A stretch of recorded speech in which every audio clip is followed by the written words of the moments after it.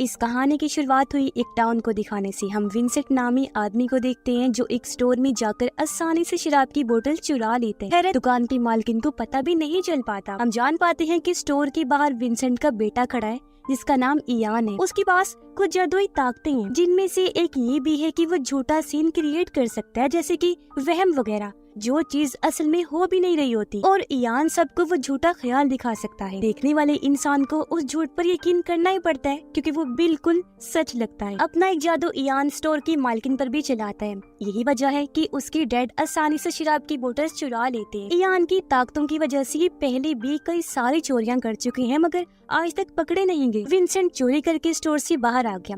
यहाँ से कुछ लड़कियां गुजर रही थी। एक लड़की इयान के कान में कुछ कह जाती है, जिससे उसका ध्यान भटक गया और उसका जादू टूट जाता है। दुकान की मालकिन देख लेती है कि शराब की बोतल्स गायब हैं। उसे पता चल गया कि वो आदमी उन बोतल्स को चुरा ले गया है, इसलिए वो हथौड़ा लेकर बाहर आती है। लेकिन इससे पहले विंसेंट पर हमला करती एक बार फिर इयान अपना जादू करता है। औरत को रोकने के लिए वो उसे ऐसा ख्याल दिखाता है जैसे इयान के हाथ में गन है और वो उसे गोली मारने वाला है। औरत जैसे उसके पास गई, इयान ने शूट कर दिया। इस चीज को सच मानकर औरत नीचे गिर गई, जिस चीज का फायदा उठाकर वो बाप बेटा यहाँ से भाग निकले। पर ये देखकर एक पुलिस वाला वहाँ आकर औरत को चेक करता है, जो जाहिर है बिल्कुल ठीक थी। उसे गोली नहीं लगी थी, मगर अब पुलिस ऑफिसर दोनों का पीछा करने लगता है। विंसेंट इयान पर गुस्सा करने लगा कि क्या जरूरत थी अपनी ताकतों को सबके सामने इस्तेमाल करने की। इयान कहते हैं, हम ये छोटी मोटी चोरियां क्यों करते हैं, एक बार ही बैंक लूट लेते हैं जिससे हम माला माल हो जाएंगे। पर विंसेंट ये कहकर मना कर देते हैं कि बैंक वालों को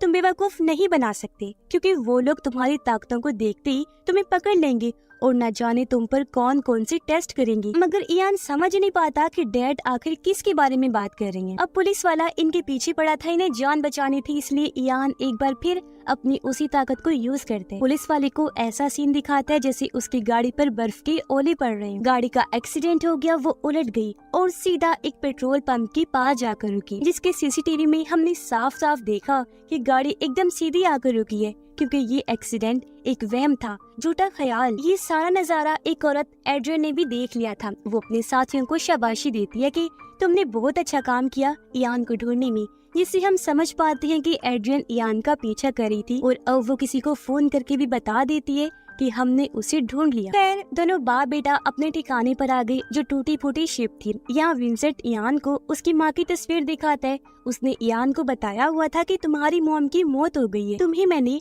अकेले ही पाल पोस कर बड़ा किया। लेकिन इयान ऐसी जिंदगी से खुश नहीं था, क्योंकि विंसेंट की लगाई गई पाबंदियों से वो ना खुश था। उसके डैड इयान को बाहर जाने नहीं देते थे, ये कहकर मना कर देते थे कि तुम खास हो, बाहर जाना सेफ नहीं, तुम कोई आम इंसान नहीं हो। अब जो पुलिस वाला उनके पीछे लगा था, वो एक बार में आता है और उस एक्सीडेंट के बारे में अपनी दोस्त को बताता है। उसकी सारी बातें पास बैठे आदमी ने सुन ली, जो भी कोई आम इंसान नहीं था बल्कि म्यूटेंट था। उसके पास भी ताकतें थी, जिनकी मदद से वो ऑफिसर के दिमाग से जानकारी निकालता है। ऐसा होते ही ऑफिसर बेहोश। हमें पता चलता है कि कहानी में इन म्यूटेंट लोगों को परसेप्टर कहा गया है। उधर एड्रियन अपने साथियों के साथ दोनों बाप बेटे के ठिकाने पर आ जाते हैं, ताकि वो इयान को हासिल कर सके, जिसकी कब से इन्हें तलाश थी। ये लोग एक खुफिया एजेंसी के लिए काम करते थे। पहले विंसेंट भी उसी एजेंसी के लिए काम किया करता था, इसीलिए एड्रियन और विंसेंट दोनों एक दूसरे को जानते थे। लेकिन फिर कुछ ऐसा हुआ कि सब बदल गया। ये लोग एड्रियन को मारते हैं और उससे इयान के बारे में पूछते हैं, मगर वो अपना मुंह बंद रखता है। पता चलता है कि एड्रियन एक साइंटिस्ट है और वो जिस एजेंसी अवेयरनेस के लिए काम करती है, उनका काम था इयान जैसे लोगों पर एक्सपेरिमेंट तजुर्बे करना, क्योंकि उन लोगों को ऐसी ताकतें देने वाली भी वो एजेंसी ही थी।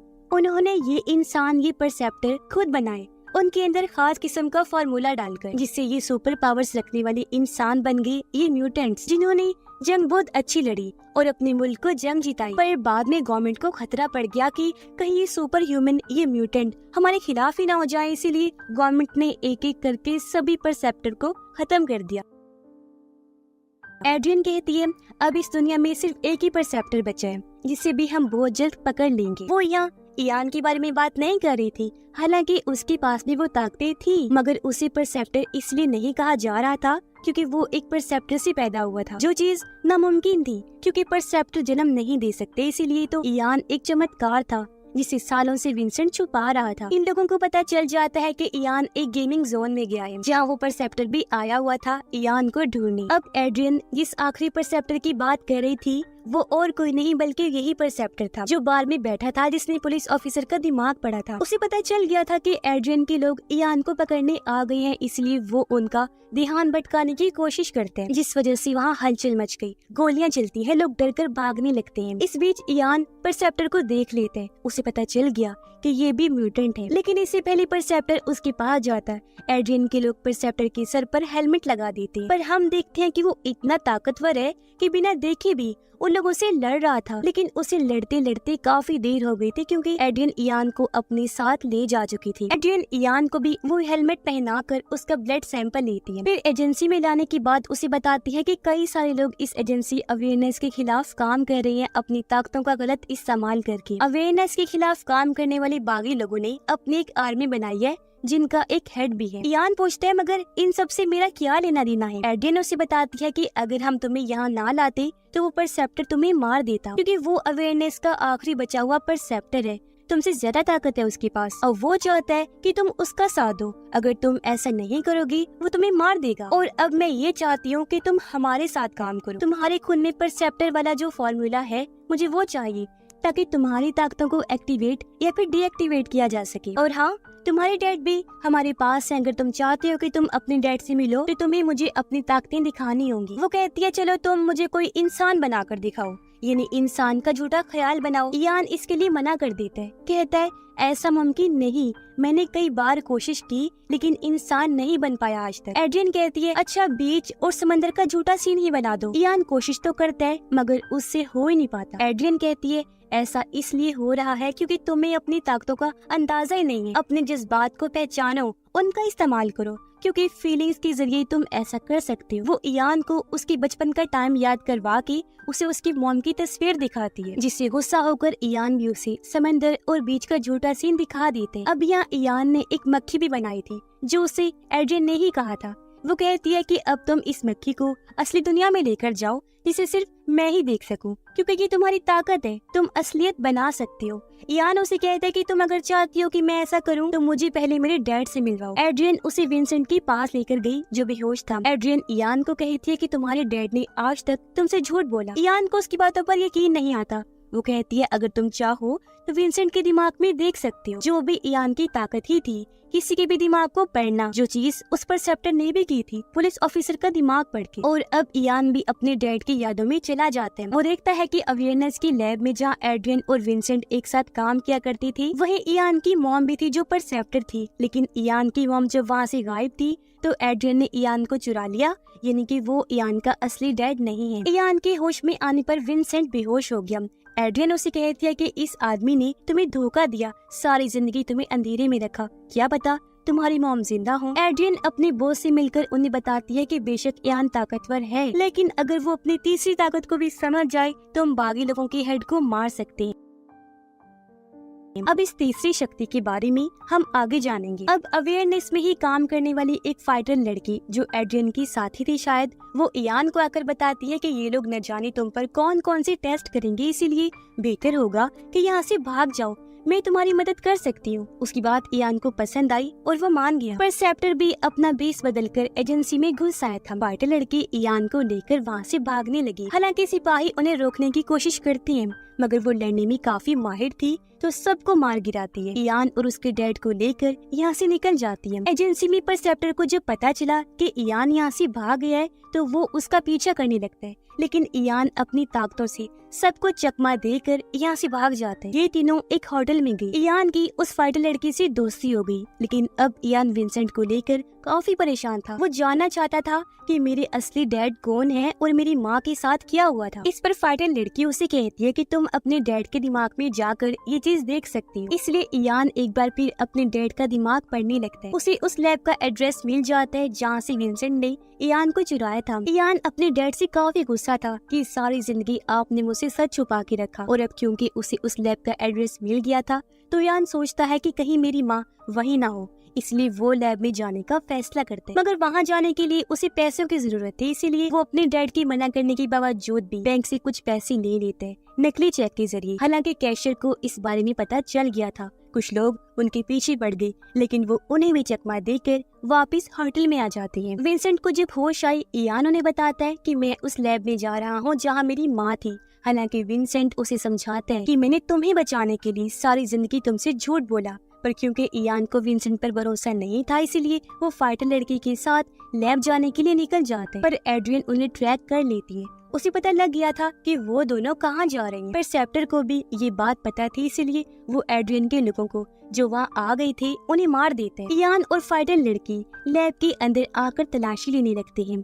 इन्हें खुफिया दीवार के पीछे से बहुत सारी फाइल्स मिली जो सारा लैब का डेटा था। इन्हीं में एक फाइल इयान की मॉम की भी थी। विंसेंट जब अपने शिप में वापस आया तो वहाँ एड्रियन भी आ गई, जो कहती है कि हमारी मदद करो, क्योंकि जो भी है इस टाइम इयान को तुम्हारी जरूरत है, तुम उसके डैड हो। इसलिए विंसेंट मान जाता है। उधर परसेप्टर इयान के सामने आ गया और क्योंकि वो इयान से ज्यादा ताकतवर था, इसलिए उसे झूठे ख्याल दिखाकर पकड़ लेते।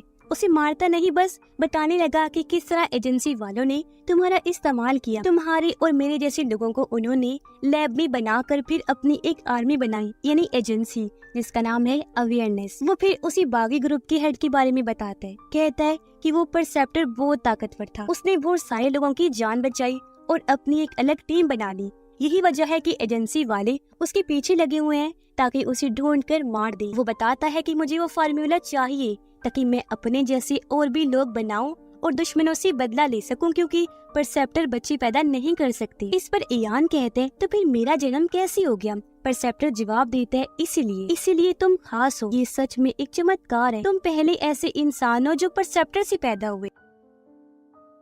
तब यहाँ पर एड्रियन की आदमी आ जाते हैं, इसलिए परसेप्टर इयान और फाइटर लड़की को वहाँ से भेजकर खुद एड्रियन के लोगों से लड़ने लगता है। वो कुछ देर तो झूठा ख्याल बना लेता है, लेकिन फिर पकड़ा गया। उसके चेहरे पर जैसे हेलमेट लगाया गया, अब वो अपनी ताकतों को इस्तेमाल नहीं कर पा रहा था, जबकि इयान और फाइटर लड़की यहाँ से भाग गई। एड्रियन के लोग परसेप्टर को लैब ले आए। वो उसकी बॉडी से फार्मूला निकालने की कोशिश करती है, मगर वो ये जानकर मायूस हो गई कि फार्मूला उसके डीएनए में मिक्स हो गया, क्योंकि असल बात तो ये थी कि उन लोगों से फार्मूला कहीं खो गया था। परसेप्टर वहाँ से निकल जाता है और अब एड्रियन को इयान की तलाश थी। इयान फाइटर लड़की के साथ उस जगह पर गया जहाँ उसकी मॉम थी और आज यहाँ पहली बार वो अपनी मॉम से मिलते हैं। उनकी हालत ठीक नहीं थी, वो सदमे की वजह से कोमा में थी, साथ ही काफी जख्मी भी थी।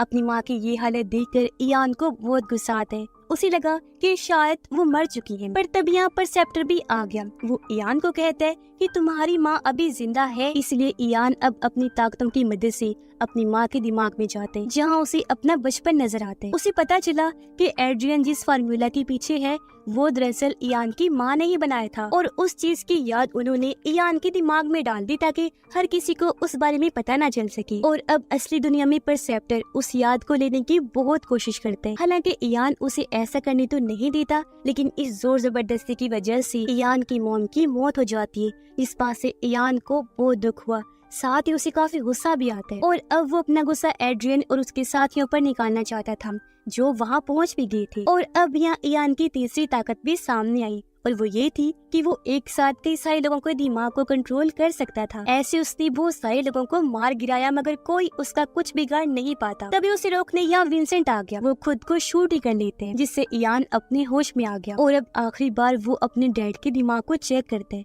उसे पता चला कि असल में इयान की माँ ने विंसेंट को कहा था कि मेरे बेटे को कहीं दूर ले जाओ, किसी महफूज जगह पर, यानी विंसेंट ने जानबूझकर उसका बच्चा नहीं चुराया था। ये देखकर इयान को दुख हुआ। वो अपने डैड से माफी मांगता है और इसी के साथ उनकी मौत हो जाती है। अब परसेप्टर फार्मूला हासिल करने के लिए फाइटर लड़की का इस्तेमाल करते हैं, उस पर गन पॉइंट करके मारने की धमकी देते हैं। ये देखकर एड्रियन इयान को कहती है कि कोई फाइटर लड़की है ही नहीं, ये तो बस छलावा है, फाइटर लड़की का झूठा ख्याल जो परसेप्टर ने तुम्हारे दिमाग में डाला। इयान जब इस बात पर गौर करते हैं तो उसे भी यकीन हो गया कि शुरू से लेकर अब तक कोई फाइटर लड़की थी ही नहीं, बल्कि वो तो झूठा कैरेक्टर बनाकर परसेप्टर ने मेरे दिमाग में डाला। इसलिए इयान उसकी बातों में आए बगैर उसे शूट कर देते, जिससे परसेप्टर फाइनली मारा जाता है। सिर्फ फाइटर लड़की रह गई, क्योंकि वो खुद ही बनाया गया कैरेक्टर था और एक ही लूप में वो चल रही थी। फिर हम कुछ टाइम की बात का सीन देखते हैं, जहाँ इयान और एड्रियन कब्रिस्तान में थी। इयान उसे कहता है कि मैं उन सभी लोगों को खो चुका हूँ जो मेरे अपने थे, जिनको मेरी परवाह थी। एड्रियन उसे कहती है कि हमें है तुम्हारी परवाह, क्योंकि हमें वो फार्मूला हर हाल में चाहिए जिसके लिए हमें तुम्हारी जरूरत पड़ सकती है, क्योंकि अगर वो फार्मूला मिल गया तो लाखों लोगों की जान बच सकती है। इस पर इयान कहते हैं मैं ये सोचकर बताऊंगा, और वो यहाँ से चला जाते हैं। एड्रियन का बॉस उसे कहता है कि तुमने इयान को क्यों नहीं मारा, वो अब हमारे किसी काम का नहीं, क्योंकि उसके पास फार्मूला जो नहीं है। इस पर एड्रियन कहती है कि अगर मुझे लगा कि वो हमारे किसी काम का नहीं तो मैं उसे खुद ही मार दूंगी। इयान उनकी ये बातें सुन लेता है और उसने पक्का फैसला कर लिया था कि मैं उनका साथ नहीं दूंगा, क्योंकि उसे पता चल गया था कि एड्रियन इस बात से अनजान है कि वो फार्मूला मेरे दिमाग में है जो मेरी माँ ने डाला, और अगर वो ये बात जान गई तो मेरे ऊपर एक्सपेरिमेंट का सिलसिला फिर से शुरू हो जाएगा और एक जंग फिर से टूट पड़ेगी। इसी के साथ ये फिल्म इधर ही खत्म हो जाती है।